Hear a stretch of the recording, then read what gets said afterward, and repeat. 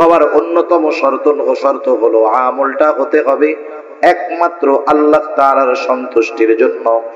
দুনিয়াতে কোনো মানুষ যদি কোনো আমল মানুষকে দেখানোর জন্য করে, ওই আমল কবুল তো হবেই না, বরং ওই আমল আখিরাতে তার জাহান্নামে যাওয়ার কারণ হয়ে যাবে।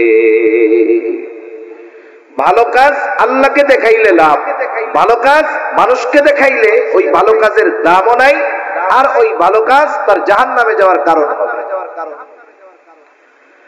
রাসূল আকরাম সাল্লাল্লাহু আলাইহি ওয়াসাল্লাম আবু হুরায়রা রাদিয়াল্লাহু তাআলা আনহু হতে প্রসিদ্ধ একটা হাদিস, রাসূল আকরাম সাল্লাল্লাহু আলাইহি ওয়াসাল্লাম বলেন, যেই হাদিসটা বর্ণনা করার পূর্বে আবু হুরায়রা রাদিয়াল্লাহু তাআলা আনহু পরপর 3 বার অজ্ঞান হয়ে গেছেন, চতুর্থবার তিনি হাদিসটা বর্ণনা করতেছেন।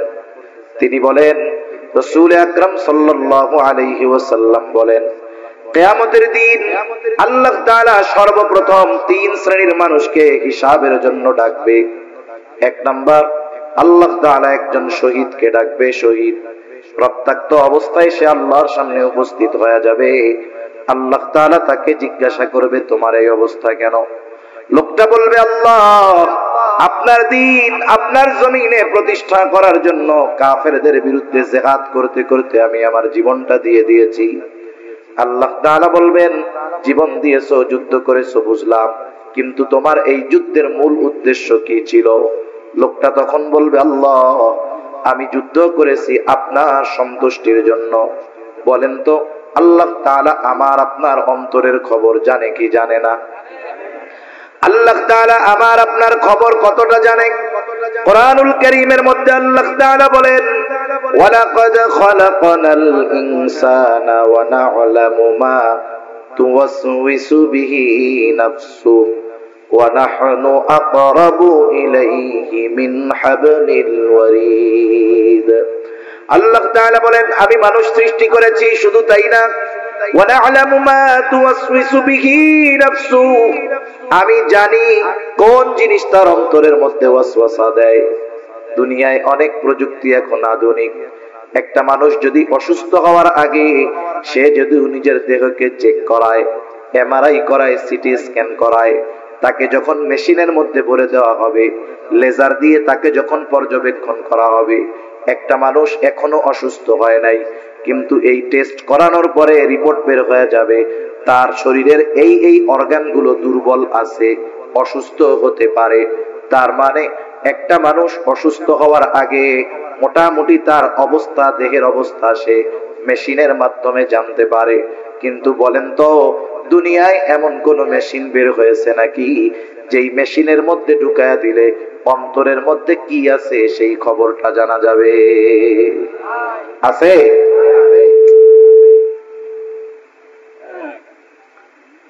এইরকম মেশিন দুনিয়াতে আবিষ্কৃত হয় নাই। রাসূল আকরাম সাল্লাল্লাহু আলাইহি ওয়াসাল্লাম বলেন, আল্লাহ রাব্বুল আলামিন তখন বলবে, না বান্দা, আমি আল্লাহ তোমার অন্তরের খবর জানি। তুমি কেন যুদ্ধ করেছো জানি, কারণ যুদ্ধ করেছো যাতে করে দুনিয়ার মানুষ তোমার বীরত্বের প্রশংসা করে, তোমাকে বীর বলে, বাহাদুর বলে। তুমি যে উদ্দেশ্যে দুনিয়ায় করেছো, দুনিয়ায় তুমি তা পেয়ে গেছো, কারণ তুমি দুনিয়ার মানুষ তোমাকে বীর বলেছে, বাহাদুর বলেছে। সুতরাং আজকে আমি আল্লাহর তরফ থেকে তোমার জন্য কিছু নাই, তুমি চলে যাও, তোমার ঠিকানা হলো জাহান্নাম। আল্লাহ তাআলা দ্বিতীয়ত একজন দানবীরকে ডাকবে, জিজ্ঞাসা করবে, আমি আল্লাহ তোমাকে অনেক সম্পদ দিয়েছিলাম, এই সম্পদ তুমি কোন কাজে কোথায় ব্যয় করছো? লোকটা বলবে, আল্লাহ, আপনার দেওয়া সম্পদ আমি দান করেছি, সদকা করেছি। যার ঘর নাই তাকে ঘর বানিয়ে দিয়েছি, যার বাড়ি নাই তাকে বাড়ি বানিয়ে দিয়েছি, যার খাবার নাই তাকে খাবার কিনে দিয়েছি। আল্লাহ তাআলা বলবে, বান্দা, কেন তুমি এই দান সদকা গুলো করেছো? লোকটা বলবে, আল্লাহ, এগুলো আমি আপনার সন্তুষ্টির জন্য করেছি। আল্লাহ তাআলা তখন বলবেন, না বান্দা, না না, তুমি মিথ্যা বলতেছো। আমি আল্লাহ তোমার অন্তরের খবর জানি। তুমি দান করেছো যাতে করে দুনিয়ার মানুষ তোমাকে দানবীর বলে, তোমার দানের প্রশংসা করে। তুমি যে উদ্দেশ্যে দান করেছো দুনিয়ায় তুমি তা পেয়ে গেছো। দুনিয়ার মানুষ তোমাকে দানবীর বলেছে, দুনিয়ার মানুষ তোমাকে গরিবের বন্ধু বলেছে। সুতরাং আজকে আমি আল্লাহর তরফ থেকে তোমার জন্য কিছু নাই, তুমি চলে যাও, তোমার ঠিকানা হলো চিরস্থায়ী জাহান্নাম। তৃতীয়তে একজন আলেম অথবা কারীকে ডাকবেন। আল্লাহ তাআলা জিজ্ঞাসা করবে, গোলাম কেন ইলম অর্জন করেছো, কেন কোরআন শিখেছো? লোকটা বলবে, আল্লাহ শুধুমাত্র আপনার সন্তুষ্টির জন্য কোরআন শিখেছি, ইলম শিখেছি। আল্লাহ তাআলা বলবে, না বান্দা, তুমি মিথ্যা বলতেছো। তুমি যে উদ্দেশ্যে ইলম অর্জন করেছো তা হলো দুনিয়ার মানুষ তোমাকে আলেম বলবে, হাফেজ বলবে, তোমার তিলাওয়াত শুনে মানুষ প্রশংসা করবে, তোমার আলোচনা শুনে মানুষ প্রশংসা করবে। তুমি মানুষের প্রশংসার জন্য আলেম হয়েছো, কোরআন শিখেছো। তুমি দুনিয়ায় তো তা পাইয়াই গেছো, কারণ দুনিয়ার মানুষ তোমার কথার প্রশংসা করেছে, তোমার ওয়াজের প্রশংসা করেছে, তোমার তিলাওয়াতের প্রশংসা করেছে। সুতরাং আজকে আমি আল্লাহর তরফ থেকে তোমার জন্য কিছু নাই, তুমি চলে যাও, তোমার ঠিকানা হলো চিরস্থায়ী জাহান্নাম। একটু খেয়াল দিয়ে বুঝেন, একটা মানুষ তার জীবনটা দিয়ে দিয়েছে, আরেকজন মানুষ জীবনের অর্জিত সম্পদগুলো দান করেছে, আরেকজন মানুষ দুনিয়ার কথা চিন্তা না করে ইলম অর্জন করেছে। এত কষ্টার্জিত বিষয়গুলো কোনো মূল্য পায় নাই। কেন?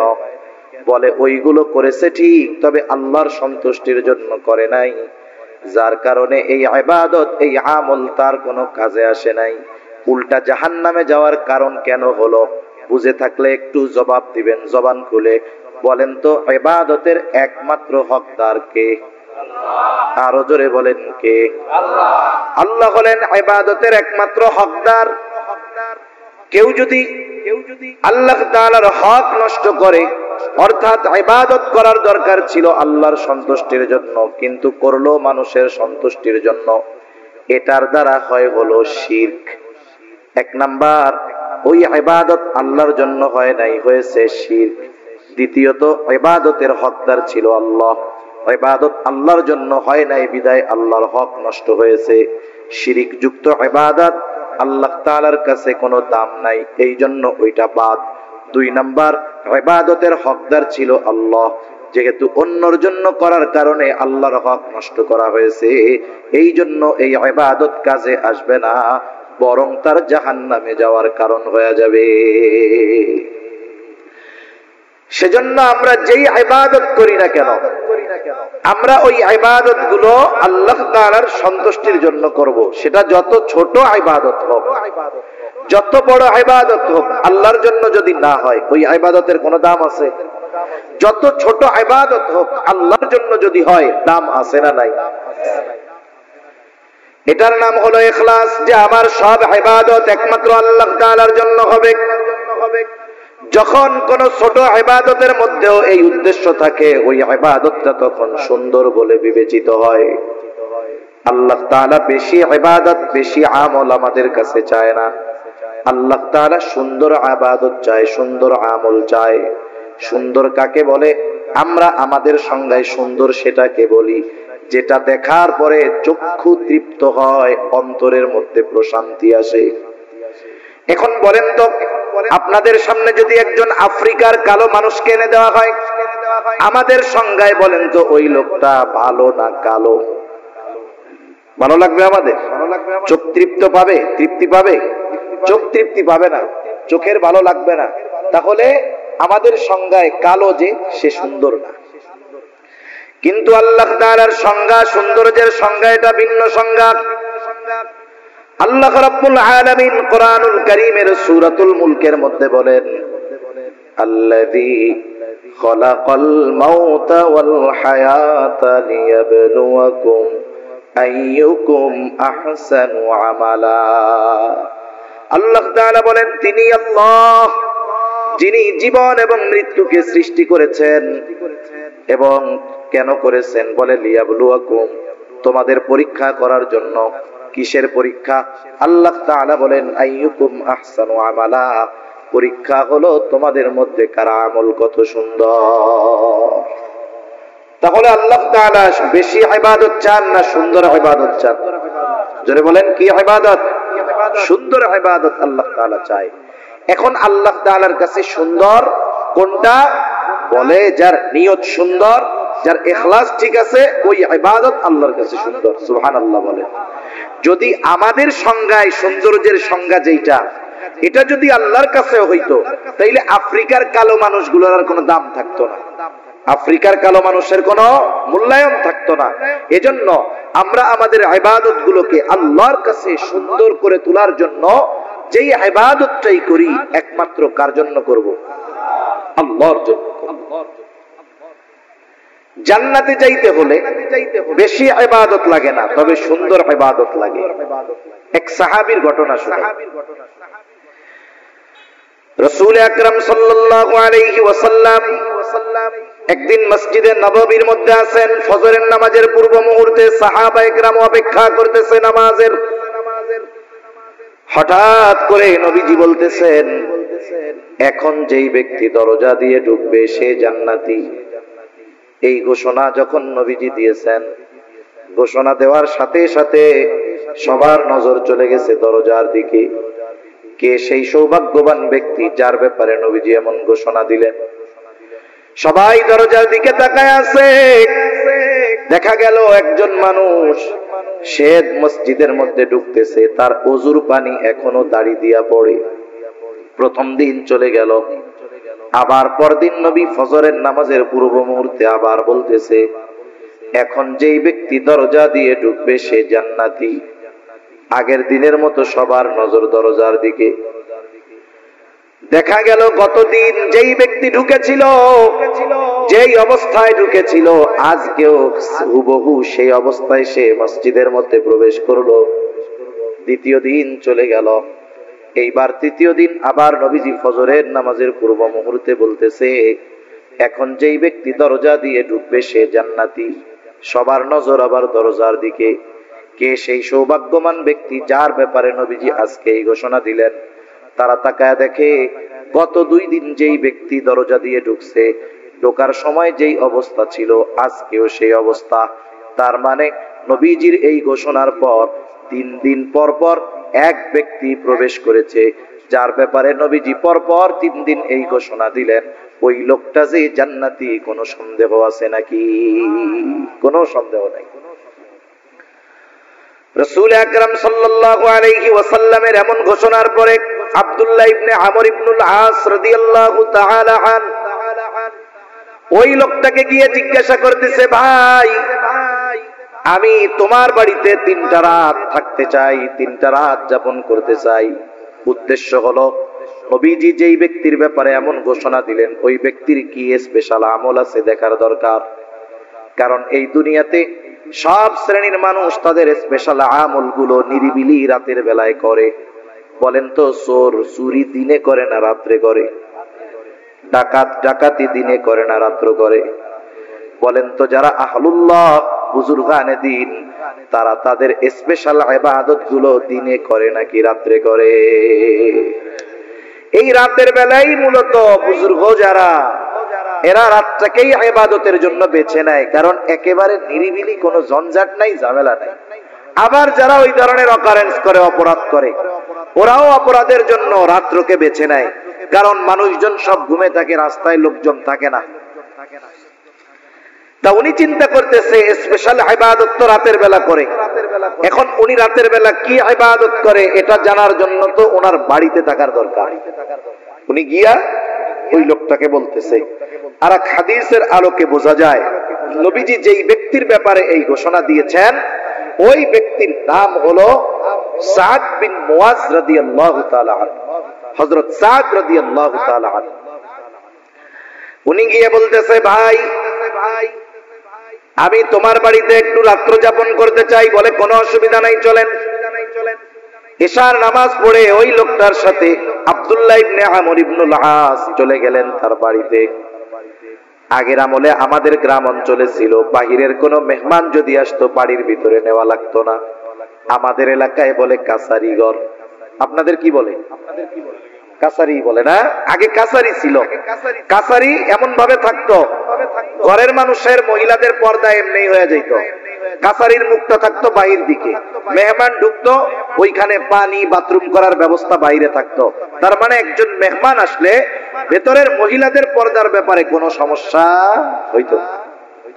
দেখেন আগের মানুষেরা, আমাদের মা দাদিরা নানিরা, এনারা কিন্তু এত বোরকা পরে ঘুরে নাই, কিন্তু এমনও দেখা গেছে ওই দাদি নানিদেরকে ওই বাড়ির মানুষ সারা জিন্দেগিতে অন্য পরপুরুষ এক নজরও দেখতে পারে নাই, ঠিক কিনা বলে? আসলে বিষয় হলো বোরকাটা পর্দার জন্য জরুরি তা না, পর্দার জন্য মূলত নিজেকে প্রস্তুত করার দরকার। এখনের বোরকাগুলো পরার পরে তো আরো পর্দার চাইতে বেপর্দা হয়, ঠিক কিনা বলে? বোরকা পরে কেন? বলে পর্দা করার জন্য। পর্দা করার জন্য যদি পরে, এখনকার যে বাপ বোরকা, আসলে ওইটা তো পর্দার জন্য হয় না, বরং মানুষকে আরো তার পোশাকের প্রতি আকৃষ্ট করার জন্য পরা হয়। সে যদি নিজেকে লুকানোর জন্য পড়তো তাহলে ওই ধরনের স্টাইল থাকতো না, এমব্রয়ডারি থাকতো না, 14-15টা কুচি থাকতো না। কি যে ভাব হইছে বোরকার, এগুলো দ্বারা বাস্তবিক পর্দা হয় না। অথচ আগের মহিলারা এখনো অনেক আছে আমাদের গ্রাম অঞ্চলগুলোতে। পুরুষ মানুষ দেখছে, বৃদ্ধ মানুষ, কেউ তার দিকে তাকাবে না। সে দেখা যাচ্ছে রাস্তার থেকে নেমে কাপড়টাকে এমন ভাবে ঢাকনা দিছে যে তার দেহের আবহাওয়া আকৃতি বোঝার কোনো সিস্টেম নেই। কাচারি ঘরে থাকতে দিয়েছে আব্দুল্লাহ ইবনে আমর ইবনুল আসকে। আব্দুল্লাহ ইবনে আমর ইবনুল আস তিনি তো ঘুমানোর জন্য যান নাই, মূলত দেখার জন্য গেছে কি ইবাদত করে। তিনি খেয়াল করলেন ওই ব্যক্তি ঘরের মধ্যে ঢুকলো, বাতি নিভায়া দিল, ঘুমায় গেল। আব্দুল্লাহ ইবনে আমর ইবনুল আস সারা রাত সজাগ, কোন সময় উঠে আর কোন সময় কি ইবাদত করে দেখবে।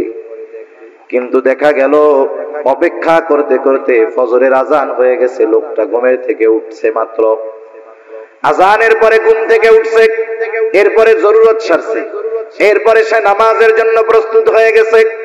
তার মানে আজ রাত্রে সে কোনো স্পেশাল ইবাদত করে নাই।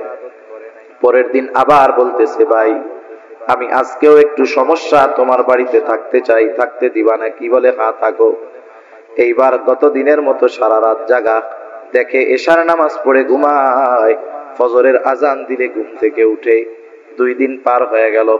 একটা মানুষ যদি কোনো ধারাবাহিক কোনো কাজ করে, ধারাবাহিক কোনো আমল করে, তাহলে ওই আমলটা পরপর 3 দিন সাধারণত বাদ যাওয়ার কথা না, যেহেতু তার কোনো অসুস্থতা নাই, তার কোনো শগল নাই, ব্যস্ততা নাই, যার কারণে ইবাদতটা বাদ যাইতে পারে। এইবার 3য় দিন আবার বলে, ভাই আজ রাতটাও আমি তোমার বাড়িতে একটু থাকতে চাই। বলে থাকো, কোনো অসুবিধা নাই। ওই রাত্রটাও সারা রাত সে জেগে থাকছে। দেখলো এশার নামাজ পড়ে ঘুমায় গেল, আর ফজরের আজান দিলে ঘুম থেকে উঠলো। এইবার আর নিজের কৌতূহলকে চাপায় রাখতে পারে নাই। আব্দুল্লাহ ইবনে আমর ইবনুল আস ওই লোকটাকে জিজ্ঞাসা করতেছে, বাইরে তোমার বাড়িতে 3 দিন থাকার কারণ আমার বাড়িতে থাকার জায়গা নাই এটা নয়, বরং এই 3 দিন তোমার বাড়িতে রাত্র যাপন করার কারণ হলো আগে পরপর 3 দিন ফজরের নামাজের পূর্ব মুহূর্তে হঠাৎ করে নবীজি ঘোষণা করতেছে, এখন যেই ব্যক্তি দরজা দিয়ে ঢুকবে সে জান্নাতি। আমরা সবাই তাকায় দেখলাম, কে সে? দেখলাম তুমি দরজা দিয়ে ঢুকছো। এই ঘোষণা পরপর 3 দিন নবীজি দিয়েছেন, পরপর 3 দিনই নবীজির ঘোষণার পরে তুমি দরজা দিয়ে ঢুকছো। আমি তোমার বাড়িতে রাত্র যাপন করার উদ্দেশ্য ছিল, আমি দেখতে চেয়েছিলাম তুমি স্পেশাল কি আমল করো, যার কারণে নবীজি তোমার ব্যাপারে এমন ঘোষণা দিলেন। এইবার লোকটা বলতেছে, আলহামদুলিল্লাহ, নবীজি যদি আমার ব্যাপারে এমন ঘোষণা দিয়ে থাকেন এটা তো বড় শুকরিয়ার বিষয়। তবে তুমি যেই আশায় আমার বাড়িতে রাত্র যাপন করছো, ওই রকম কোন রাত্রিকালীন ইবাদত আমি করি না। তবে হ্যাঁ, একটা জিনিস করি। কি করো? বলে রাত্রে যখন আমি ঘুমাতে যাই, আমাকে যারা কষ্ট দিয়েছে আমি তাদের সবাইকে মাফ করে দে। 5 ওয়াক্ত নামাজ পড়ি, হারাম হালাল বেঁচে চলি, যেটা সাধারণ কাজ, এর চাইতে বেশি কিছু করি না। এখন আব্দুল্লাহ ইবনে আমর ইবনুল আস বলতেছে, তুমি যে রাতের বেলায় শোয়ার সময় সকলকে মাফ করে দাও, অন্যান্য গুলো তো আমরা সব সময় করি, কিন্তু তুমি যে এই কাজটা প্রতিদিন করো, এই কারণেই আল্লাহ তাআলা তোমার ব্যাপারে জান্নাতের খোঁজখবরই নবীজির মাধ্যমে জানায়া দিয়েছেন। সুবহানাল্লাহ। তাহলে দেখেন, আমল কবুল করাতে হয়, 1 নাম্বার দরকার ঈমান। জোরে বলেন কি দরকার? 2 নাম্বার দরকার হলো ইখলাস। কি জোরে বলেন? ইখলাস তথা নিয়তের বিশুদ্ধতা। ভাইরে আওয়াজ ছাড়তে পারো না, তুমি কি বুঝতেছো কথা? আওয়াজ ছাড়ো, মুখ মিশায় কতক্ষণ বলা যায়? আমি কি বলতে চাইছি তুমি বুঝতে পারছো? তুমি বুঝছো? এটা রিভার্ব দিয়ে আওয়াজটা সুন্দরভাবে ছাড়বা। আওয়াজটা যেন আমার দূরের থেকে সুন্দর মতো টানে।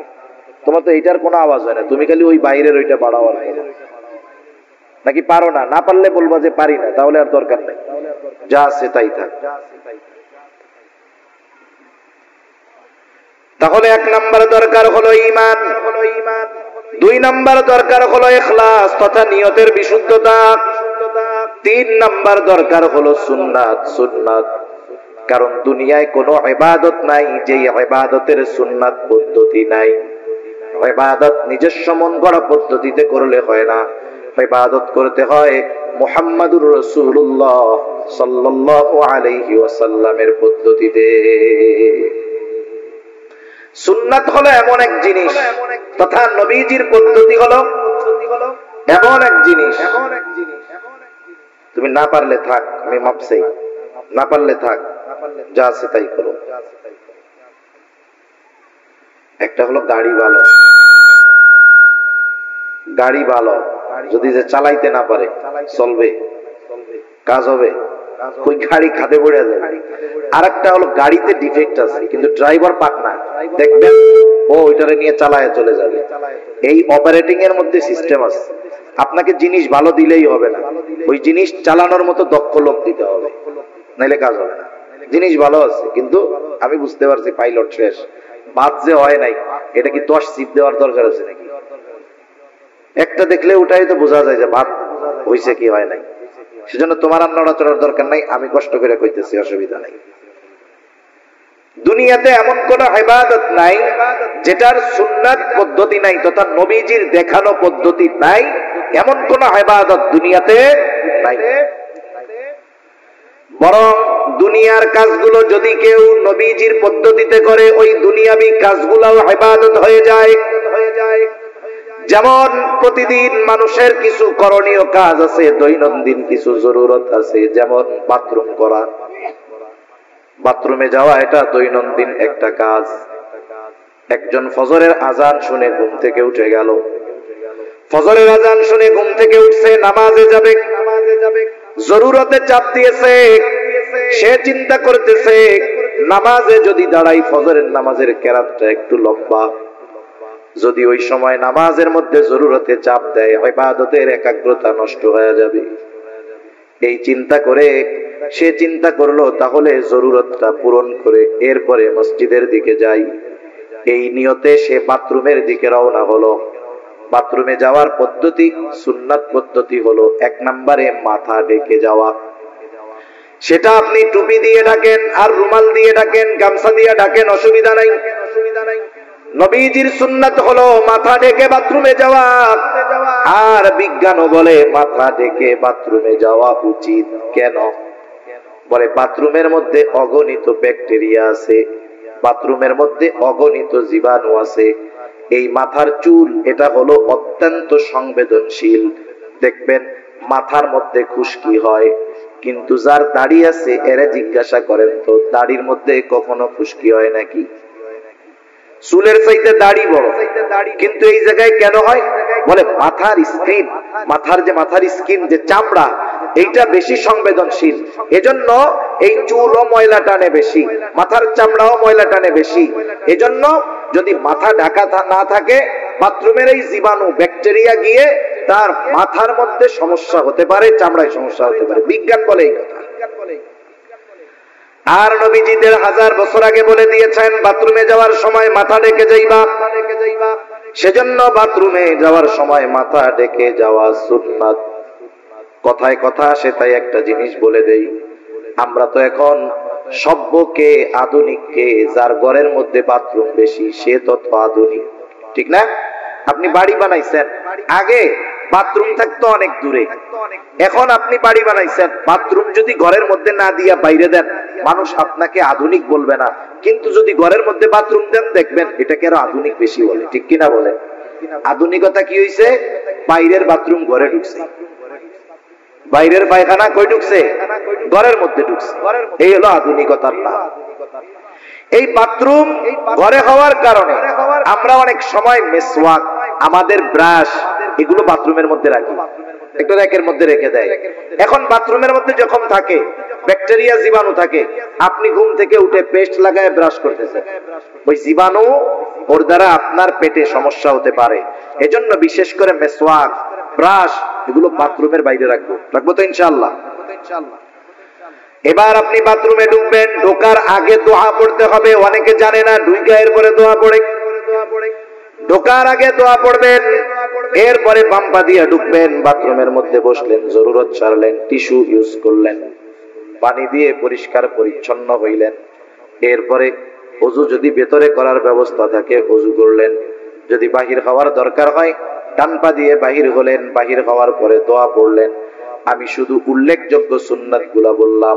একটা মানুষ যদি সুন্নাত তরিকায় বাথরুম করে, তাহলে ওই বাথরুম করার মধ্যে তার কমপক্ষে 10টা সুন্নাতের আমল হয়ে যায়। অথচ এই কাজগুলো আমরা দৈনন্দিন করি। আবার দেখেন, প্রত্যেক বেলা খানা খাই, খানা খাওয়ার সময় দস্তরখানটা বিছান, খানার সময় ডান দিক দিয়ে খানা শুরু করেন, খানার শুরুতে বিসমিল্লাহ বলেন, খানার দোষ ত্রুটি না ধরেন, খানাটা পড়ে গেলে উঠায় খান, প্লেটটাকে ভালো মতো চেটে খান। এই যে অনেক সময় আমরা হুজুররা কোন জায়গায় খাইতে গেলে একটু চাইটা চুইটা খাই, অনেকজন দেখা দেখা কয়, কিরে দেখ হুজুর প্লেট না খায় ফেলায়, আল্লাহ জানে। আরে প্লেট তো জান্নাতে গিয়ে খামো, এর আগে একটু প্র্যাকটিস করে নি, ঠিক কিনা বলে? এই যে দেখেন বিজ্ঞান কি বলে, আমি আপনি যখন খাবার পরে আঙ্গুলগুলো চেটে খাই, আঙ্গুলের উপরে ধারালো ধারালো দাগ আছে না নাই? মানুষ মারা যাওয়ার সাথে সাথে এই রেখাগুলো চলে যায়। এটা যখন জিহ্বার সাথে ঘষা খায় দেখবেন একটা লালা হয়, লালা। এই লালাটা কত উপকারী! এই লালাটা আমি আপনি খেয়ে ফেলি যখন, এটা আমার আপনার খাবার হজমের জন্য কাজ করে। সুবহান। আপনি প্লেট চাইতে খাইতেছেন, মানুষ বলতেছে খেত, আমি বলি এটা সুন্নাত। উপকার কি? 1 নাম্বার নবীর সুন্নাত অনুযায়ী খানা খাওয়ার কারণে সওয়াব হইল। 2 নাম্বার, হাত যখন চেটে পুটে খেলাম, এই যে লালা হলো ঘষা লাগার কারণে, এই লালা আমার হজমের জন্য কাজ করে। সুবহান। ইসলামের প্রত্যেকটা বিষয় মেনে চললে আখিরাতের উপকার তো আছে, দুনিয়ার গুলোও আছে। তবে আমরা দুনিয়াবি কল্যাণের জন্য ইবাদত করব না, ইবাদত করব আল্লাহর জন্য, আর দুনিয়াবি কল্যাণ অটোমেটিকলি আল্লাহ দান করবে। সুবহান। তাহলে দুনিয়ার কাজগুলো যদি নবীর তরিকায় করা হয়, সুন্নাত তরিকায় করা হয়, ওগুলো ইবাদত হয়ে যায়। আর ইবাদত যেগুলো, ওগুলো অবশ্যই অবশ্যই নবীজির সুন্নাত তরিকায় করতেই হবে। সুন্নাত বিহীন কোনো ইবাদত নাই।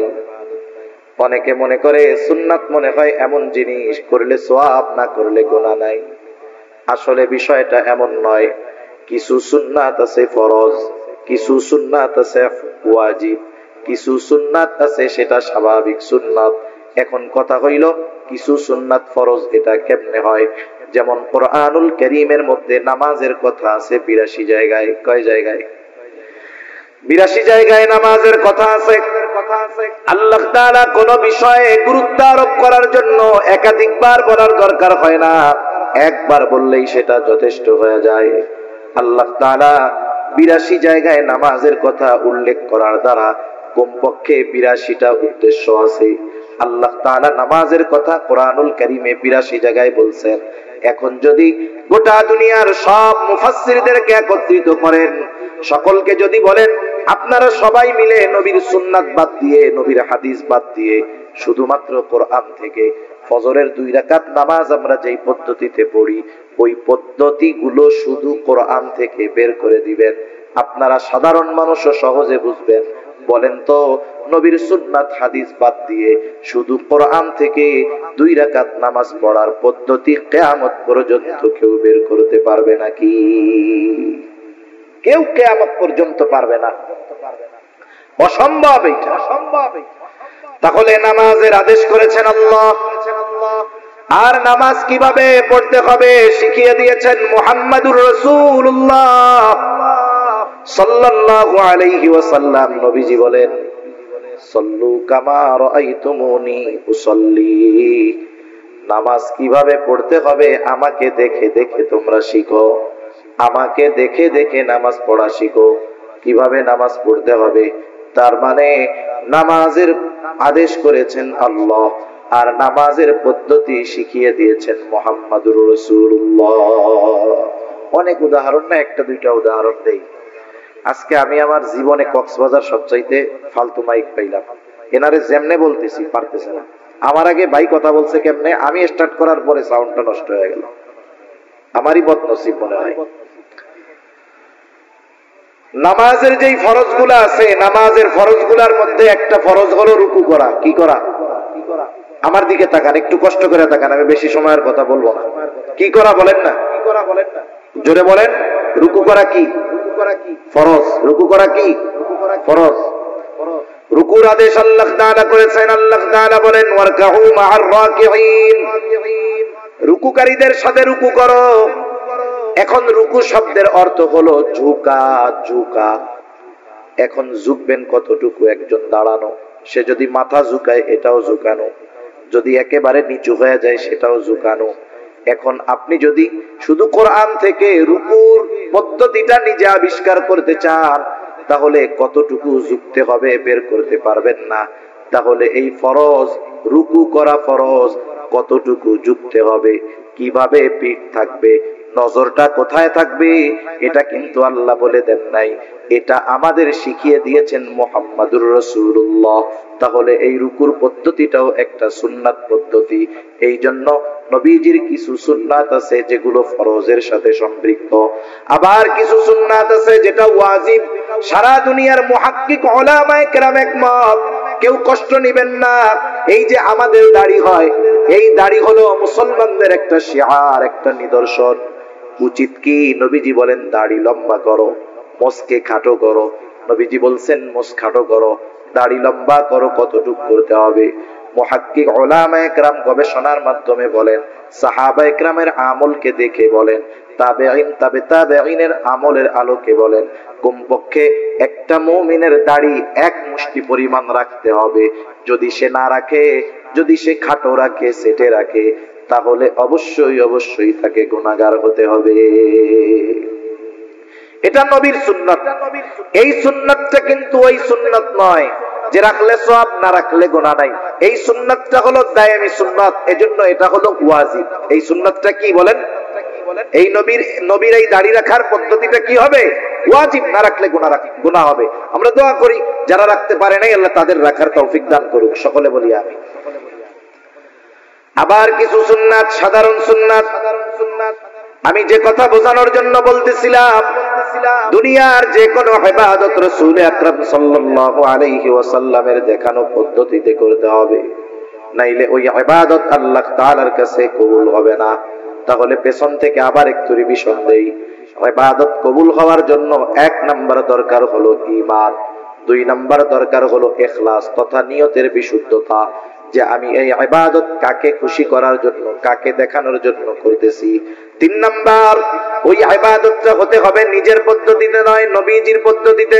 4 নাম্বার, সে যেই ইবাদত করবে সেই ইবাদতের ব্যাপারে তার জ্ঞান থাকতে হবে, ইলম অর্জন করতে হবে। এই জন্যই নবীজি সাল্লাল্লাহু আলাইহি ওয়াসাল্লাম বলেন, তলাবুল ইলমি ফারিদাতুন আলা কুল্লি মুসলিম, দ্বীনি ইলম শিক্ষা করা প্রত্যেক মুসলমান নরনারীর উপরে ফরজ। কতটুক ফরজ?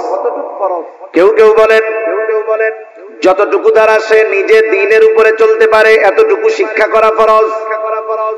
আবার কেউ কেউ বলেন না না, বরং এর চাইতে আর একটু বেশি শিখতে হবে। কেন? বলে আল্লাহ তাআলা কোরআনুল কারীমের সূরাতুত তাহরীম 28 নম্বর পারা, আল্লাহ তাআলা বলেন, ইয়া আইয়ুহাল্লাযীনা আমানু কু আনফুসাকুম ওয়া আহলিকুম নারা। আল্লাহ তাআলা বলেন, হে ঈমানদারেরা, তুমি নিজে জাহান্নামের আগুন থেকে বাঁচাও, অধীনস্থদেরকে জাহান্নামের আগুন থেকে বাঁচাও। তার মানে নিজেও বাঁচতে হবে, নিজের পরিবার পরিজনকেও বাঁচাতে হবে। কেমনে বাঁচবা? বলে নিজে আল্লাহ তাআলার আদেশ নিষেধ মান্য করার মাধ্যমে নিজে বাঁচো, আর অধীনস্থদেরকে মান্য করানোর মাধ্যমে বাঁচাও। নিজে আমল কইরা বাঁচো, অধীনস্থদেরকে আমল করে বাঁচাও। নিজে আল্লাহর হুকুম আহকাম মেনে চলার মাধ্যমে বাঁচো, অধীনস্থদেরকে হুকুম আহকাম মেনে চালানোর মাধ্যমে বাঁচাও। এজন্য আল্লাহ তাআলা কোরআনুল কারীমের মধ্যে একা আমাকে আপনাকে নামাজি হওয়ার আদেশ করেছেন তা নয়। আল্লাহ তাআলা নামাজের ব্যাপারে যেমন বলেন, ওয়া'মুর আহলাকা বিস-সালাতি ওয়াসতাবির আলাইহা, আরে তুমি তোমার অধীনস্থদেরকে নামাজের আদেশ করো, তুমিও তার উপরে অটল থাকো। কিছু কিছু জায়গায় আল্লাহ তাআলা নিজের আমলের আগে অধীনস্থদেরকে করানোর আদেশ দিয়েছেন। তার মানে আমাদের সমাজে অনেক মানুষ আছে নিজে নামাজ পড়ে, সন্তানরা নামাজ পড়ে না, নিজে নামাজ পড়ে, নিজে ঠিকমতো দিনের উপরে চলে, নিজের ঘরের মানুষ চলে না। আছে না নাই? মনে রাখবেন, ধরা পড়ে যেতে হবে কিয়ামতের দিন। আমি আমল করলাম, অধীনস্থদেরকে দিয়ে আমল করাইলাম না, আদেশ করলাম না। আরে যাদের জন্য রক্ত আপনি পানি বানাইলেন, যাদের জন্য সম্পদ উপার্জন করলেন, আপনার উপার্জিত সম্পদ যারা ভোগ করলো, আল্লাহ না করুক এই সন্তানগুলো, আপনার অধীনস্থ মানুষগুলো যদি কিয়ামতে জাহান্নামী হয়, আপনি যদি ইবাদতের পাহাড় নিয়ে ওঠেন, কিয়ামতের দিন ওই আপন মানুষগুলো আপনার আমার জান্নাতে যাওয়ার সবচেয়ে বড় বাধা হয়ে দাঁড়ায় যাবে। ঠিক কিনা বলেন? এজন্য ফিকির শুধু একা না, অধীনস্থদেরকে নিয়ে করতে হবে। যেহেতু আল্লাহ তাআলা বলেছেন নিজে জাহান্নামের আগুন থেকে বাঁচো, অধীনস্থদেরকেও বাঁচাও। কেমনে বাঁচবা, কেমনে বাঁচাইবা? বলে আল্লাহ তাআলার আদেশ নিষেধ মান্য করার মাধ্যমে নিজে বাঁচো, অধীনস্থদেরকে মান্য করানোর মাধ্যমে বাঁচাও। বুঝে থাকলে খেয়াল দিয়ে একটু জবাব দিবেন। বলেন তো, আল্লাহ তাআলার আদেশ নিষেধ মেনে চলতে হলে ইলমে দ্বীন দরকার আছে না নাই? আবার যদি আপনি আপনার পরিবার পরিজনকে দ্বীনের উপরে চালাতে চান, ইলমে দ্বীন জানার দরকার আছে না নাই? এই জন্য তারা বলতেছে একটা মানুষের ওই পরিমাণ দ্বীনি ইলম অর্জন করা ফরজ যতটুকুর দ্বারা সে নিজে এবং অধীনস্থদেরকে জাহান্নামের আগুন থেকে বাঁচাতে পারে। এইটুকু পরিমাণ কমপক্ষে সকল মুসলমানের জন্য শেখা ফরজ। আমি জানি যে আমাদের সমাজে, আমাদের কমিউনিটিতে, আমাদের দেশে অনেক পাঁচ ওয়াক্ত নামাজি এই পরিমাণ ইলমে দ্বীন তার জানা নাই। আছে না নাই? এখন কি করবেন? আপনি যদি আপনার মসজিদের ইমাম সাহেবকে গিয়ে বলেন, হুজুর, রাসূল আকরাম সাল্লাল্লাহু আলাইহি ওয়াসাল্লাম তো বলছে দ্বীনি ইলম শিক্ষা করা প্রত্যেক মুসলমান নরনারীর উপরে ফরজ, কমপক্ষে ওইটুকু শিখতে হবে যার দ্বারা নিজে দ্বীনের উপরে চলা যায়, অধীনস্থদেরকে চালানো যায়। আমরা তো এই পরিমাণ মনে হয় জানি না। এটাকে বলা হয় জরুরতে দ্বীন। হুজুর, আমাদেরকে একটু জরুরতে দ্বীন একটু শিক্ষা দেন, যেটুকু শিক্ষা করা ফরজ। আপনার মসজিদের ইমাম সাহেব কি বলবে যে না এটা আমি পারবো না? বলবে? জোরে বলেন না, বলবে? বলবে না। চেষ্টা করবে শিখায় দেওয়ার। আপনি যদি কোনো মাদ্রাসার শিক্ষকের কাছে গিয়ে, মাদ্রাসায় গিয়ে মাদ্রাসার প্রিন্সিপাল মুহতামিম সাহেবকে বলেন যে আমাদের এই জরুরতে দ্বীন শেখার একটা ব্যবস্থা করে দেন, বলেন তো তারা কি বলবে? আমরা পারবো না। তার মানে আপনার আমার শেখার ব্যবস্থা আছে, আমরা আমাদের গাফলতির কারণে শিখি না। এই না শেখাটা কি হচ্ছে? এক তো গুনাহগার হচ্ছি, দ্বিতীয়ত দেখা যাবে যে ইবাদত গুলো করতেছি ওই ইবাদত গুলোর মাসলা মাসাইল না জানা থাকার কারণে কোন সময় ইবাদত নষ্ট হচ্ছে নিজেও টের পাই না। যেমন ঈমানের পরে সবচেয়ে বড় আমল হলো নামাজ। নামাজের কিছু বিষয় আছে ফরজ, কিছু বিষয় আছে ওয়াজিব। যেমন নামাজের বাহিরে ভিতরে 13 ফরজ। বলেন তো ফরজ ছুইটা গেলে নামাজ হবে নাকি? এক লোক নামাজ পড়তেছে, পাশে আর একজন পড়ে, সে নামাজ শেষ করার আগে 2টা সাহু সিজদা দিছে, এরপরে আবার সে সালাম ফিরিয়ে নামাজ শেষ করেছে। পাশের জন এমনিই জিজ্ঞাসা করে, কিরে ভাই, তুমি যে সাহু সিজদা দিলা কারণ কি? বলে সাহু সিজদা কখন দেয়? বলে নামাজের ওয়াজিব ছুটা গেলে সাহু সিজদা দিতে হয়, তাইলে নামাজ হয়ে যায়। কিন্তু ফরজ যদি ছুটা যায়, বলেন তো নামাজ থাকবে না যাবে? এখন বলে সাহু সিজদা দিছস কেন? ওয়াজিব ছুটছে নি? কয় ওয়াজিব টুয়াজিব ছুটে নাই, একটু বায়ু বাইরে হয়ে গেছে। বুঝেন নাই? একটু বায়ু বের হয়ে গেছে, এই জন্য আমি সাউ সিজদা দিছি। এখন বলেন, বায়ু যদি বের হয় ওযু থাকে না যায়? ওযু যদি না থাকে নামাজ থাকে না যায়? সাউ সিজদা একটা না 100টা দিলে কাজ হবে? কাজ হবে না। এজন্য ইবাদত সংক্রান্ত মাসলা মাসাইল গুলো জানতে হবে, একটার সাথে একটা কানেক্টেড। আপনি একটাকে বাদ দিয়ে আরেকটা পারবেন না। যেমন দেখেন, নামাজের অন্যতম এক শর্ত কি? ফরজ। যে কাপড় পাক, কাপড় কি হওয়া লাগবে? পাক হওয়া লাগবে। কাপড় যদি না পাক হয় অন্য সব ঠিক, নামাজ হবে না। এখন আপনার এই ক্ষেত্রে তাহারাত, পবিত্রতার মাসলাগুলো জানতে হবে, যে কোন কারণে পোশাক পাক নাপাক হয়, কোন কাজ করলে নাপাক পোশাকটা পাক হয়ে যায়। এখন উনি তাহারাতের মাসালা, পবিত্রতার মাসালা জানে না। এখন উনি কি করছেন? ওনার কাপড়ে একটু প্রস্রাবের একটা ফোঁটা পড়ছে, কাপড়ের উপরে যদি প্রস্রাবের একটা ফোঁটা পড়ে, ওই প্রস্রাবটা কি এক জায়গায় থাকে না ছড়িয়ে যায়? এক ফোঁটা প্রস্রাব যতটুকু জায়গা নিয়ে ছড়াবে ওই কাপড়ের দ্বারা নামাজ না হওয়ার জন্য যথেষ্ট হয়ে যায়। এখন দেখেন, উনার এটা জানা নাই, উনি প্রস্রাব করছে, ঢিলা কুলুক ব্যবহার করে নাই, প্রস্রাবের একটা ফোঁটা লুঙ্গিতে লাগছে, এখন ওই ফোঁটার পানি প্রস্রাব ছড়ায় গেছে, এখন উনি সুন্দর মতো ওযু করে নামাজ পড়েছে, বলেন তো নামাজ কি হবে? একটার সাথে একটা কানেক্টেড। এটা প্রত্যেকটা মুসলমানের জানা দরকার ছিল। ওযুর ফরজ, গোসলের ফরজ, এগুলো জানার দরকার। নামাজের বাহিরে ভিতরে 13 ফরজ জানার দরকার। যদি সে না জানে কি ক্ষতি? বলে ফরজ ছুটে গেলে সে তো জানবেই না ফরজ ছুটে গেছে। দেখা যাবে জীবনে অনেক নামাজ পড়েছে, ফরজ ছুটে গেছে, এই কারণে তার এক ওয়াক্ত নামাজও আল্লাহর কাছে কবুল হয় নাই। আবার নামাজের ওয়াজিব 14টা, ওয়াজিব ছুটে গেলে সাউ সিজদা দিতে হয়। দেখা গেল তার ওয়াজিব গুলো জানা নাই, জানা থাকলেই না ছুটলে সাউ সিজদা দিবে। হ্যাঁ, ওয়াজিব ছুটে গেছে, টেরও পায় নাই, সাউ সিজদা তো দেয়ই নাই, তাহলে কি হলো? বলে তার নামাজ হয় নাই। এইবার নামাজ ভঙ্গের কারণ আছে 19টা, এগুলো নামাজিকে নামাজের আগে জানতে হবে। দেখা গেল এর থেকে যদি একটা কারণ পাওয়া যায়, নামাজ নষ্ট হয়ে যায়, নামাজ ভেঙে যায়। আবার ওযু ভঙ্গের কারণ আছে 7টা, ওযু যদি ভেঙে যায় নামাজও ভেঙে যায়। চিন্তা কইরা দেখেন, এক নামাজ এর সাথে কত মাসালা রিলেটেড আছে। এই জন্য নবীজিও জানায়া দিয়েছেন দ্বীনি ইলম শিক্ষা করা ফরজ। আর আমরা যেই ইবাদত করব সেই ইবাদতের পরিপূর্ণ মাসলা যদি না থাকে, দেখা যাবে নিজের অজান্তে ইবাদতের মধ্যে ভুল হয়ে গেছে। সেজন্য 4 নাম্বার যেই জিনিসটা দরকার, যেই ইবাদত করবে সেই ইবাদতের মাসলা মাসাইল গুলো জানবে। 5 নাম্বার, তার খাবারটাকে হালাল করতে হবে, খাবারটা হালাল। অনেক মানুষ আছে খাবার হালালের ব্যাপারে বড় পেরেশান। বিষয়টা কিন্তু এমন না, খাবার শুধু হালাল হলেই হবে না, উপার্জনটা হালাল দরকার আছে না নাই? উপার্জনও হালাল হতে হবে, খাবারটাও হালাল হতে হবে। এখনকার জামানায় মানুষ তো হারাম উপার্জন করে লজ্জিত হয় না, বরং গর্বিত হয়। সমাজের মধ্যে আরো মাথা উঁচু করে থাকে হারামখোরের দল, আছে না নাই বলেন? পরিস্থিতি কোথায়? অথচ আল্লাহর রাসূল সাল্লাল্লাহু আলাইহি ওয়াসাল্লাম হালাল উপার্জন করাকে ইবাদত বলে অভিহিত করেছে। রাসূলুল্লাহ সাল্লাল্লাহু আলাইহি ওয়াসাল্লাম বলেন, কাসবুল হালালি ফরিদাতুম বাদাল ফরিদা। ফরজ ইবাদতের পরে অন্যতম ফরজ ইবাদত হলো হালাল উপার্জন করা। একটা মানুষ যখন ফজরের নামাজ আদায় করবার পর হালাল উপার্জনের নিয়তে হালাল কর্ম করে, মনে রাখবেন একটা মানুষের কর্ম যত ছোট হোক, ওই কর্মটা যদি হালাল কর্ম হয়, ওই ব্যক্তিকে কর্মের কারণে কখনো তিরস্কার করা যাবে না। কর্ম যদি হালাল হয়, এই হালাল কর্মের কারণে তাকে তিরস্কৃত করা যাবে না।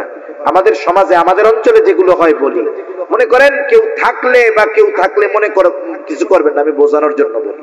একজন লোক রিকশা চালায়, আমাদের সমাজে একজন মানুষ রিকশা চালালে তাকে একেবারে নিম্ন শ্রেণীর মানুষ বলে মনে করা হয়।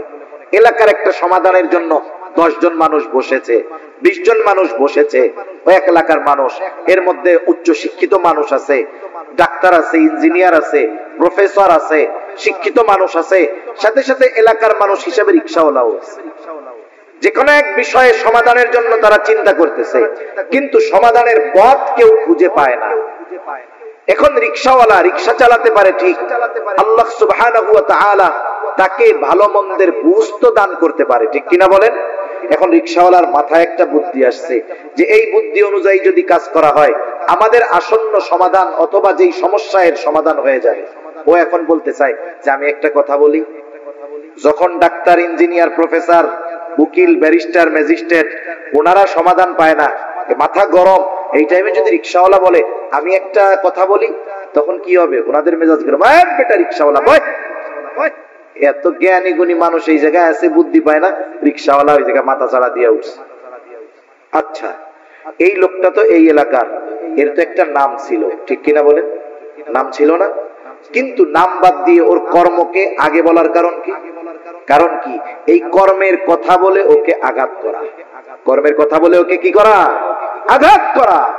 সেজন্য আমাদের সমাজে ছোট পেশার মানুষ যারা, আমরা এদেরকে অনেক সময় তাদের কর্মের ব্যাপারে তিরস্কার করি। খবরদার, হালাল উপার্জনকারী, সে হালাল উপার্জন করতেছে, যেই ছোট্ট কর্মের দ্বারা ওই কর্মটাকে তিরস্কার করার কোনো সুযোগ নাই।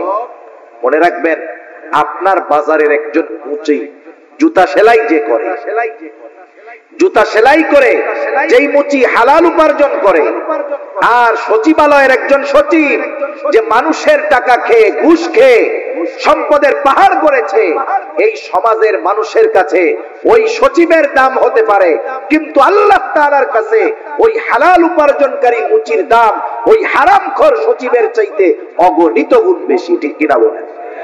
এজন্য সমাজের অনেক মানুষ, ছোট পেশার মানুষ, এরা নিজেরা মাঝে মধ্যে মনে করে আমরা কত ছোট হয়ে গেলাম। না না, এ সমাজে যেই পেশাগুলোকে আমরা ছোট মনে করি, এইরকম অনেক পেশা আল্লাহ তাআলা নবীদের দিয়ে করিয়েছেন। যেমন কামার, অস্ত্র বানায় লোহা থেকে, দাউদ আলাইহিস সালাতু ওয়াস সালাম এই কাজ করেছেন। পৃথিবীর বড় বড় মনীষী আছে যারা এমন এমন কাজ করেছে, তাদের কর্ম দ্বারা তারা বিবেচিত হয় নাই, কিন্তু তাদের কথা, তাদের কর্ম, তাদের জ্ঞান দ্বারা গোটা দুনিয়া উপকৃত হচ্ছে, ঠিক কিনা বলেন? এজন্য এক নাম্বার, আমরা সমাজের কোন ছোট কর্মজীবী মানুষ যার কর্মটা হালাল, তাকে এই কর্মের কারণে কখনো তিরস্কার করব না। এজন্য নবীজি বলেন, কাসবুল হালালি ফরিদাতুন বাদাল ফরিদা, ফরজ ইবাদত সমূহ ঠিক রেখে যে হালাল উপার্জনের জন্য হালাল কর্ম করে, নবীজি বলেন এটাও তার ইবাদত। সুবহানাল্লাহ বলেন, কারণ সে হালাল খাওয়ার উদ্দেশ্যে হালাল উপার্জন করে। এই জন্য এক নাম্বার দরকার হলো হালাল উপার্জন, দুই নাম্বার দরকার হালাল খাবার। কারণ খাবার যদি হালাল হয় কিন্তু উপার্জনের অর্থ যদি হারাম হয়, এই খাবারটাও হারাম খাবারের মতো। মনে করেন একজন সরকারি চাকরিজীবী, সরকারি চাকরি যত ছোট হোক ওই জায়গার ইনকাম বেশি, বুঝেন নাই?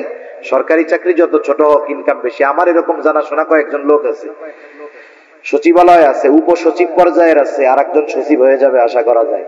এই আল্লাহর বান্দা, সরকারের পক্ষ থেকে ওনাকে গাড়ি দেওয়া হয়েছে, উনি ওই গাড়ি ফিরিয়ে দিয়েছে যে আমি এই গাড়িটা ব্যবহার করব না। কেন? উনি যখন ওই সরকারি গাড়ি ব্যবহার করবে, ওনার কাছ থেকে, ওনার স্যালারি থেকে কিছু স্যালারি বেতন কাটা হবে এই ফ্যাসিলিটির জন্য। উনি বলতেছে আমি আমার বাসায় পায়ে হেঁটে যাতায়াত করতে পারবো, প্রয়োজনে লোকাল বাসে যেতে পারবো, সমস্যা নাই, আমি এই গাড়ি ব্যবহার করব না। কেন? বলে যেই টাকাটা আমার বাঁচবে, কাটা হতো, ওটা তো আর কাটবে না, কারণ আমি সুযোগ নেই নাই, আমার টাকাও কাটবে না। কি হবে তাইলে? বলে ওই টাকাটা হলে আমার বাচ্চা কাচ্চার লেখাপড়ার খরচ চালাইতে আমার একটু সহজ হবে। এটা বলতেছে কে? একজন উপসচিব পর্যায়ের লোক, একজন উপসচিব পর্যায়ের মানুষ। সে ইচ্ছা করলে কি করতে পারে এটা একজন সাধারণ শিক্ষিত মানুষও বুঝতে পারে। কিন্তু দেখা যাবে কি, ওই উপসচিবের গেটের বাইরে যেই পিয়ন আছে ও দেখা যাবে, আর এরা চা মগে কাপে খায় নাকি কাজী ট্যাঙ্ক 1000 লিটারের ট্যাঙ্কিতে চা খায় আল্লাহ জানে। 2-4-5,000 টাকার কমে এদের চা পানের টাকা হয় না, ঠিক কিনা বলেন? ওই ব্যক্তি তো আবারও ওরে 5,000 টাকা হাতের মধ্যে গুজে দিয়ে স্যারের সাথে দেখা করে আসবে, কাজ শেষ। স্যার তো আর ঘুষ খায় না। দেখা যাবে ওই পিয়ন ঢাকা শহরে বাড়ি করে ফেলছে, কিন্তু উপসচিব তার বাপ দাদার রেখে যাওয়া বাড়িটা ভেঙে যাচ্ছে, ঠিক করার টাকা তার কাছে নাই। আছে না নাই? এরকম অনেক আছে। আবার ওই যে বললাম পিয়ন লক্ষ লক্ষ টাকার মালিক, কোটি কোটি টাকার মালিক। মনে করেন ওই রকম একজন লোক আজকে ভালো ইনকাম হইছে, 20,000 পকেটের মধ্যে ঢুকছে, এই যে ঘুষের টাকাটা নিল, বলেন তো এটা হালাল না হারাম? কত জঘন্য এক হারাম। মানুষের উপার্জনের অনেক পদ্ধতির মধ্যে হারাম পদ্ধতির মধ্যে একটা হলো এই ঘুষ। এখন সেই হারাম টাকা নিয়ে বাজারে গেছে, বাজারে যাওয়ার সময় দেখে বিশাল বড় এক গরু জবাই হয়েছে। গরু যত বড়, এর গোস্তের স্বাদ তত বেশি না কম। এটা দেখার পরে তার গোস্ত কেনার জন্য খুব ইচ্ছা হয়েছে। এখনো কসাইরে জিজ্ঞাসা করতেছে, এই এত বড় গরু জবাই দিলা কেমনে? কারণ প্রাণী যদি হালাল হয়, জবাই যদি আল্লাহর নাম বাদ দিয়ে দেওয়া হয়, ওই হালাল প্রাণীর গোশত আর হালাল থাকে না। জিজ্ঞাসা করতেছে, জবাই দেওয়ার সময় কি আল্লাহর নাম বলছিলা? কসাইও চালাক খুব না। কসাই বলে যে, শোনেন, আমি নিজে নামাজ কালাম পড়ি না, তাতে কি হয়েছে? আমি এই মাসালা খুব ভালো মতো জানি। ইচ্ছা কইরা যদি আল্লাহর নাম বাদ দিয়ে জবাই করি, তাইলে এই গরুর গোশতের আর হালাল থাকবে না, হারাম হয়ে যাবে। সকলকে যদি খাওয়াই আমার গুনাহ হবে। নিজে নামাজ পড়ি নাই, আল্লাহ চাইলে মাফ করে দিব। মানুষের যদি হারাম খাওয়াই, হক নষ্ট করা হবে, আল্লাহ মাফ করারও সুযোগ নেই। আমি বিসমিল্লাহ কইয়াই জবাই দিছি। লোক নিশ্চিত হলো যে গরুর গোশত কি আছে? হালাল আছে। এইবার কি করতেছে? পকেট থেকে টাকা বের করে দিয়ে বলতেছে, আমারে 10 কেজি গরুর গোশত দাও। আমার একটু বলেন, এই যে খাবারটা হালালের ব্যাপারে কত সচেষ্ট সতর্ক হলো, কিন্তু পকেট থেকে যেই টাকা দিল সেটা হালাল না হারাম? এজন্য এই বিষয়টা খেয়াল রাখার দরকার। সে যদি চুরি কইরা ওই গরুর 10 কেজি গোশত নিত, তার যেমন অবস্থা হতো, হালাল হতো না। ওই ঘুষের টাকা, সুদের টাকা দিয়ে যখন কিনছে, ওটাও হালাল হবে না। জুয়া খেলার টাকা দিয়েও যদি কিনে, হালাল হবে না। জুয়া তাস খেলা আসেনি আপনাকে ওইদিকে? হায় হায়, সমাজ ধ্বংস করে দেওয়ার এক পাপ এই জুয়া খেলা। সেজন্য যেহেতু আপনাদের জনপ্রতিনিধিরা আছে, মুরব্বীরা আছে, অনুরোধ থাকবে এই প্রজন্মকে হেফাজত করেন। এখন তো জুয়া খেলার জন্য অনেক কিছু লাগে না, মোবাইল একটা হইলে হইছে। কত জায়গায় দেখি বাজারের মধ্যে রিক্সাওয়ালা রিক্সা রেখে, সিএনজিওয়ালা সিএনজি রেখে, 4 জন মোবাইলের মধ্যে লুডু খেলা শুরু করতেছে। কি চলতেছে? জুয়া চলতেছে, বুঝতেই পারবেন না। এখন তাস নিয়ে বসা লাগে না, মোবাইলের মধ্যেই 4 জনে তাস খেলতে পারে। অবস্থা খুব খারাপ। এই জুয়ার ভয়ানক থাবা থেকে এই জাতিকে, আগামী প্রজন্মকে হেফাজত করার দরকার, ঠিক কিনা বলেন? এর দ্বারা উপার্জিত পয়সা, সুদ ঘুষের পয়সা যেমন হারাম, এর দ্বারা উপার্জিত পয়সাটাও হারাম। তাহলে খাবারের ব্যাপারেও সতর্ক থাকতে হবে। খাবারটাও হালাল, উপার্জনটাও হালাল হতে হবে। এখন কথা হলো, কারো খাবার উপার্জন যদি হারাম হয়, তার ক্ষতি কি? বলে বড় বড় 4টা ক্ষতি আছে। কয়টা ক্ষতি? জোরে বলেন না কয়টা? 1 নাম্বার ক্ষতি, যে হারাম উপার্জন করে, হারাম খায়, তার দোয়া আল্লাহ তাআলা কবুল করে না। এই যে আজকে রাত্রে আল্লাহ তাআলা ক্ষমার ঘোষণা দিয়েছেন, ওই মানুষগুলোর জন্য ক্ষমার ঘোষণা নাই। তাদের মধ্যে অন্যতম হলো তারা যারা হারাম খায়। তাদের দোয়া আল্লাহ কবুল করবে না। দোয়া কবুল না করলে ক্ষমা হবে কেমনে? 1 নাম্বার ক্ষতি, তার দোয়া কবুল হয় না। দোয়া কবুলের কিছু সময় আছে, স্থান আছে। ওই সময় স্থানগুলোতে গেলেও তার দোয়া কবুল হবে না। এক ব্যক্তি বহু দূর সফর করে উস্কো খুস্কো চুলে বাইতুল্লাহর কাছে গিয়ে দোয়া করতেছে। সাহাবায়ে কেরাম দেখে মনে করতেছে এই ব্যক্তির দোয়া আল্লাহ তাআলা কবুল করবেন, ঠেকাবেন না। নবীজিকে আল্লাহ তাআলা ওই ব্যক্তির অবস্থা জানায় দিলেন। নবীজি বলেন, আল্লাহ তাআলা ওই ব্যক্তির দোয়া কেমনে কবুল করবে? যার উপার্জনটা হারাম, যার দেহটা হারাম খাবার দিয়ে গঠিত, যার দেহর মধ্যে হারাম পোশাক, ওই ব্যক্তির দোয়া আল্লাহ তাআলা কেমনে কবুল করবে? তাহলে হারাম উপার্জন, হারাম যারা খায়, 1 নম্বরে তাদের দোয়া কবুল হয় না। 2 নম্বর, যারা হারাম উপার্জন করে, হারাম খায়, নবীজি সাল্লাল্লাহু আলাইহি ওয়াসাল্লাম বলেন, লা ইয়াদখুলুল জান্নাতা জাসাদুন হুদিয়া বিল হারাম। হারাম বক্ষণকারীর শরীর জান্নাতে প্রবেশ করবে না। 1 নাম্বার ক্ষতি, দোয়া কবুল হবে না। 2 নাম্বার ক্ষতি, জান্নাতে প্রবেশ করতে পারবে না। 3 নাম্বার ক্ষতি, আল্লাহ তাআলা কোরআনুল কারীমের মধ্যে বলেন, ইয়া আইয়ুহার রুসুলু কুলু মিনাত তাইয়্যিবাতি ওয়া'মালু সলিহা। আল্লাহ তাআলা সব রাসূলগণকে এক নির্দেশ দিয়েছেন, হে রাসূলগণ আপনারা পবিত্র খান আর আমলে সালেহ করেন। এর দ্বারা উদ্দেশ্য হলো হালাল খান আর আমলে সালেহ করেন। বুজুর্গানে দিন উলামায়ে কেরাম বলেন এখানে উদ্দেশ্য হলো যার খাবার অপবিত্র তথা হারাম তার ইবাদত আল্লাহ কবুল করে না। 4 নম্বর ক্ষতি, কেউ যদি হারামকে হালাল মনে করে তাহলে তার ঈমান থাকে না। একজন হারাম কাজ করতেছে হারাম মনে করে, তার গুনাহ হবে তবে সে বেঈমান হবে না। কিন্তু একজন হারাম কাজ করে না কিন্তু ওই হারামকে সে হারাম মনে করে না, সে না কইরাও বেঈমান হবে। ঠিক কিনা কর? একটা উদাহরণ দিয়ে আলোচনা শেষ করে দেই। আমাদের সমাজে অনেক মানুষ আছে সরকারি চাকরি করে, সে তখন ঘুষ টুস কিচ্ছু খায় না, তার সংসার চালাতে পরিবার চালাতে কষ্ট হয়। এরপরে সরকারি চাকরি শেষ, এখন আর কোনো টেনশন নাই, মসজিদে গিয়ে সব সময় নামাজ কালাম পড়ে, মসজিদ থেকে বাইর হয় না। এখন ইমাম সাহেব জিজ্ঞাসা করে, চাচা চাকরি যখন ছিল তখন তো টেনশনে দেখতাম, চাকরি এখন নাই, টেনশনও নাই, তবে এখন সংসার চলে কেমনে? বলে এখন আরো ভালো চলে। কেমনে ভালো চলে? বলে আগে বেতন পাইতাম 30,000, 30,000 দিয়া বাসা ভাড়া লেখাপড়া অন্যান্য খরচ দিয়ে মাসে আমার চলা কষ্ট হইতো, এখন আরো ভালো চলে। কেমনে চলে? বলে আমি 1 কোটি টাকা পাইছিলাম, ব্যাংকের মধ্যে রেখে দিছি, এখন মাসে মাসে 1 লাখ টাকা পাই আলহামদুলিল্লাহ। আমার একটু বুঝাই বলেন তো, 1 কোটি টাকা ব্যাংকে ফিক্সড ডিপোজিট করে রেখেছে, নির্দিষ্ট পরিমাণে তাকে লাভ দেওয়া হচ্ছে। বলেন তো এটা কি কোনো সন্দেহ আছে? খাইতেছে সুদের টাকা, বলে কি আলহামদুলিল্লাহ। সুদের টাকা খেয়ে কি বলতেছে? যদি বুঝে বলে থাকে ঈমান নাই। একজন মদ খায়, মদ খাইতেছে কবিরা গুনাহ, কিন্তু কেউ যদি ইয়ারকি মাইরা বিসমিল্লাহ বলে মদ খায় সাথে সাথে বেঈমান হয়ে যাবে, কোনো সন্দেহ নেই। একজন খাচ্ছে মদ, খেয়ে যদি সে আলহামদুলিল্লাহ বলে বেঈমান হয়ে যাবে, কোনো সন্দেহ নাই। খাচ্ছে সুদ, স্পষ্ট এক হারাম, অথচ বলতেছে আলহামদুলিল্লাহ।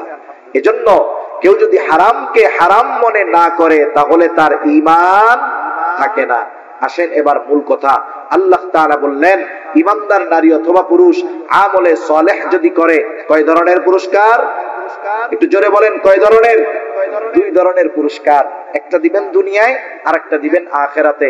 কি পুরস্কার? 1 নাম্বার দুনিয়ার কথা বলেন। আল্লাহ তাআলা বলেন ফালানুহইয়ান্নাহু হায়াতান তাইয়্যিবা।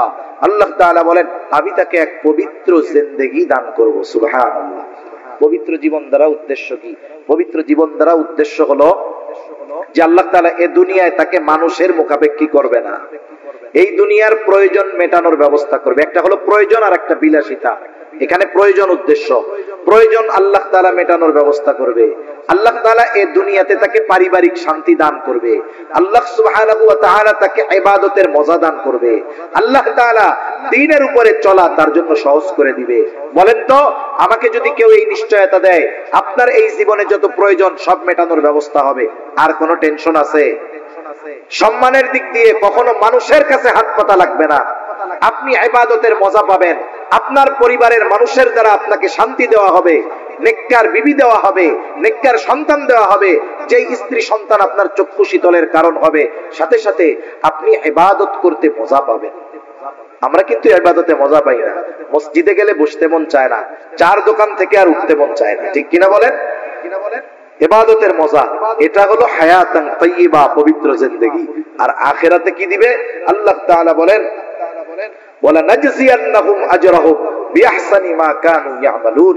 আর আখিরাতে এই আমলে সালেহ যারা ঈমানের সাথে আমলে সালেহ করেছে এই মানুষগুলোকে আল্লাহ তাআলা দুনিয়ায় যা করছে ওই তুলনায় বহুগুণ বেশি বড় প্রতিদান আল্লাহ তাআলা দিবে।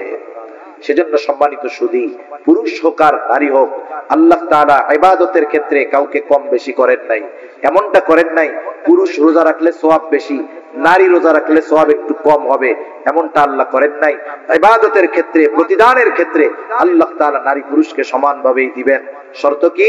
বলে ঈমানের সাথে আমলে সালেহ করতে হবে। এখন আমলে সালেহ কেমনে হবে? ঈমান তো কম্পালসারি, এটা লাগবেই। সাথে সাথে ওই আমলটা ইখলাসের সাথে করতে হবে, ওই আমলটা সুন্নাত পদ্ধতিতে করতে হবে। যেই আমল করবে ওই আমলের মাসলা মাসাইল গুলো জানতে হবে। সাথে সাথে উপার্জনটা আর খাবারটা তার হালাল হবে। এইভাবে যদি দুনিয়ার জিন্দেগি অতিবাহিত করতে পারে, দুনিয়াতেও আল্লাহ তাআলা তাকে বরকত রহমত দিয়ে ভরপুর করে দিবে, আর আখিরাতেও আল্লাহ সুবহানাহু ওয়া তাআলা তার আমলের তুলনায় বহুগুণ বড় বেশি প্রতিদান আল্লাহ তাআলা তাকে দিবে।